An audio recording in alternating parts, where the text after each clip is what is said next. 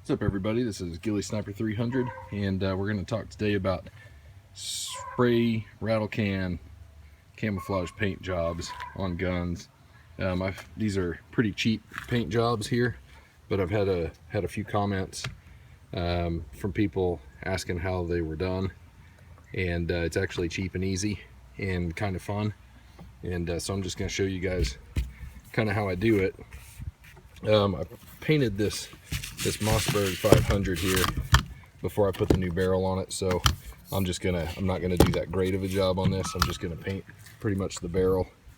I might paint this trigger guard, I guess. I don't really know. But anyway, what I found is you can see here there's like a light base coat and then some darker modeling that I put on it, and I just do it randomly.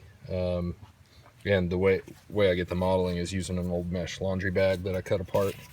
I've experimented a little bit. There's probably better ways to do it and more exact ways to do it, but for cheap and easy and quick, this works really well.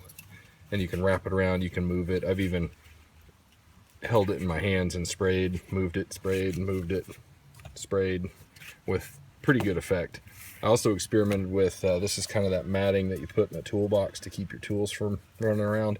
I've experimented with this a little bit, but the paint sticks to it a little bit too much, where this gets absorbed, the paint gets absorbed in the fabric, or whatever that is, the thread.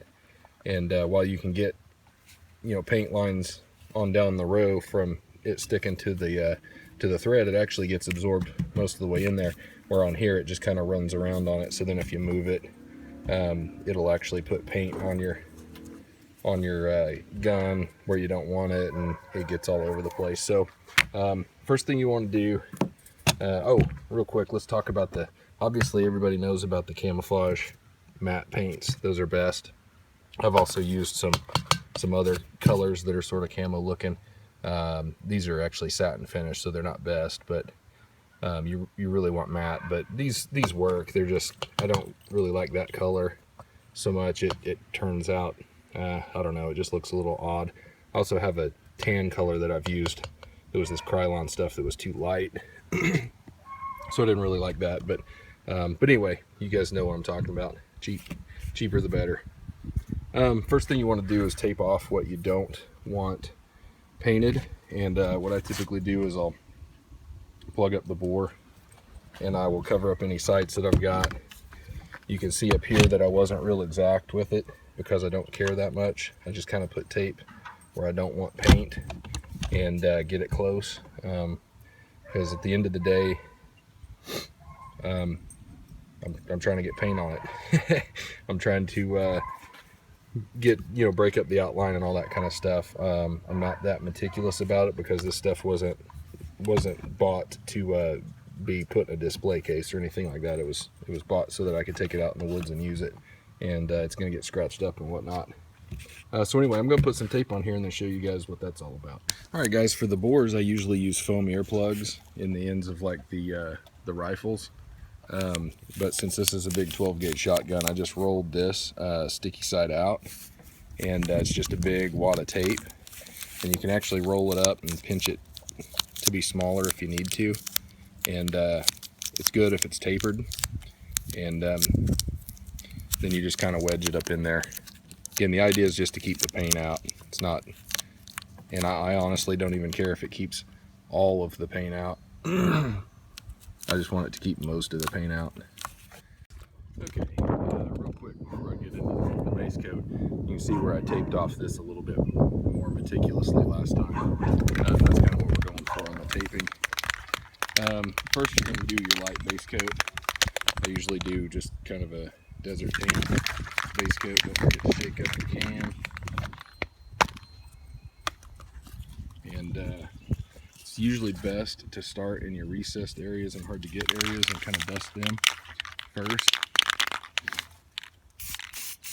And I'm not the best painter in the world, but you get it.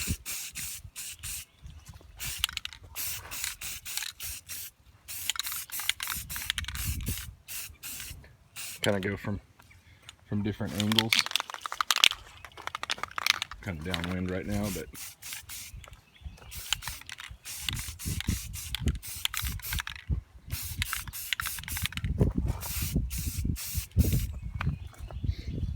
so I'm gonna finish this up and then we'll be back. Okay, we're done with the base coat, I think, mostly. One thing to note is I do tend to put paint on a little bit thick, but with this stuff it actually kind of works. It helps give it a orange peel or a eggshell or mottled kind of appearance, and I kind of like it. This stuff dries pretty quick too. A lot of times I don't even let it dry all the way before I come out and start putting the preparation work on for the next little bit. But also keep in mind this doesn't have to be perfect because it is supposed to be camouflaged, and don't forget to hold your paint can upside down and empty it out. You know, that way you can use it later. Cool, well, see you guys in a little bit. Okay guys, something I didn't tell you would need earlier that you'll need is clothespins. You can use rubber bands, but I like clothespins best. I'm sure you can use other things too. And another thing of note, after I do my light color, my desert tan, typically the main color I use is like an olive drab, sometimes a dark brown. Those are really it. Obviously you can use whatever colors you want, but in my experience the best results come from a light base coat, a little bit of dark, a little bit to a moderate amount of olive drab depending on what you're going for, and then you can always go back over it a little bit with some light base coat again if it winds up being too dark, and that's about it. Okay guys, so I've got it prepped here, and the most important thing on this part is you want to wrap this mesh pretty tightly around it, about as tight as you can, and then you pin it so that there's not a lot of slack. And I've got my clothespins on the bottom of the gun since that's the least likely thing to be seen, and I've tried to get this mesh pretty smooth and even, not a lot of wrinkles or anything in it. That's pretty important to getting a good pattern.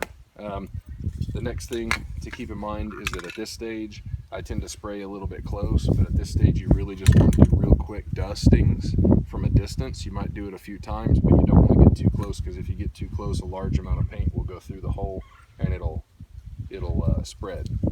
Okay, so now at this point I'm going to use the dark brown first because I want it on there less, and I might come back and cover it with a little bit of green.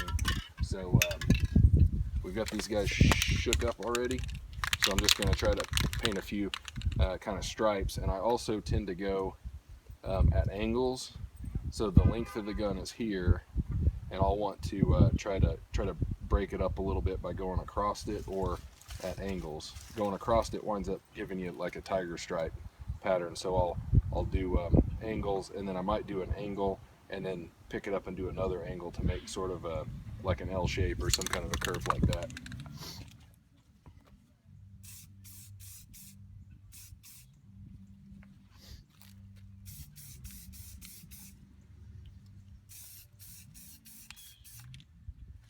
It doesn't take much.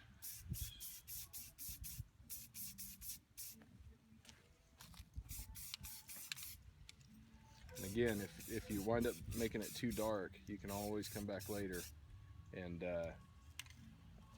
go back over it with some lighter coat stuff. All right, let's do some green now.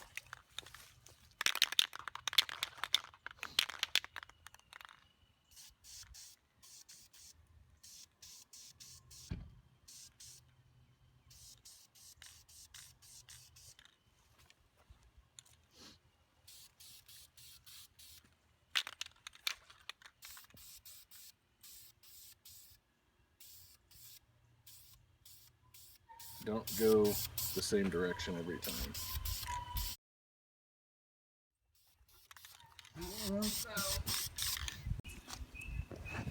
All right, now we'll just fairly carefully remove the pins,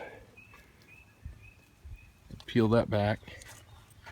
That doesn't look too bad. It's probably going to be a little bit light, but that's okay. my tape, as I figured came off down there. Okay, so yeah, it's a little bit light there, and you can see the line where I had too much wrapping on it. Okay, so this is the point where if I had a light spot, I would just hold this up and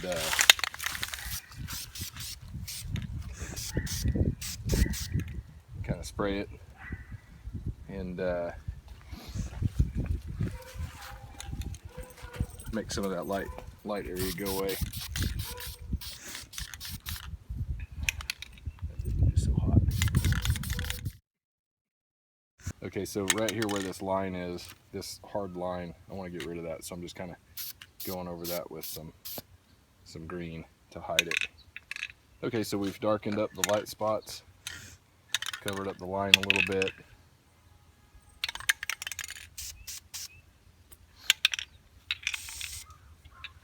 I think we're good. The last step is to remove the tape, which I'll do here in a minute, and show the end product.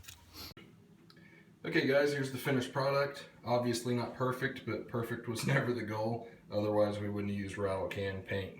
So here's a line where I had my tape. I should have thought of that, but I didn't.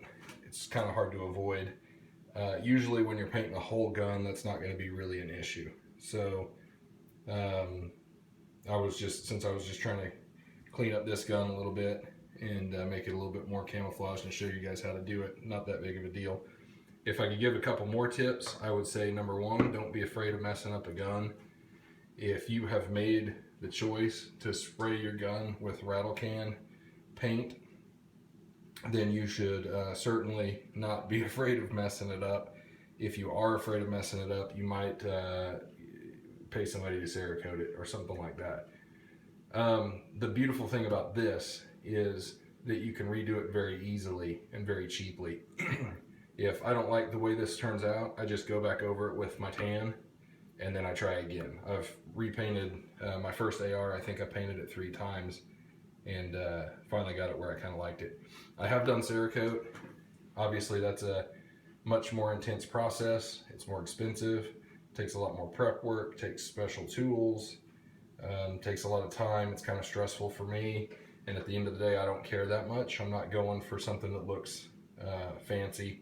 I just want it kind of broken up. So the Cerakote's cool. I'm not trying to knock Cerakote. I really like it. I like that it has some additional protective properties as well.